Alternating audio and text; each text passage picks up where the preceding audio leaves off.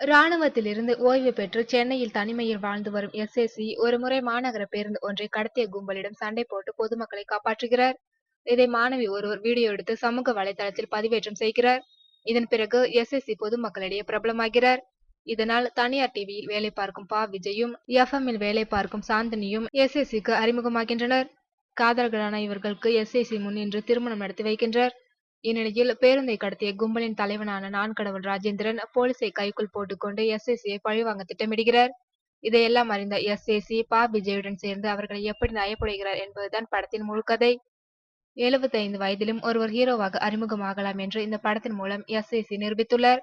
சண்டை காட்சியில் இளம் வயது ஹீரோக்கள் போல் நடித்து அசத்தியுள்ளார். அதேபோன்று சென்டிமெண்ட் காட்சிகளிலும் வசனங்கள் உச்சரிப்பிலும் அனுபவ நடிகர்களையும் மிஞ்சியுள்ளார். பல பேரை ஹீரோவாக்கிய ஒரு இயக்குனருக்கு நடிப்பு வராமலா இருக்கும்? ஒவ்வொரு காட்சிகளிலும் குறிப்பாக அறிமுகமாகும் போது மாஸ் ஹீரோக்களுக்கே மாஸ் காட்டுகிறார் எஸ்ஏசி.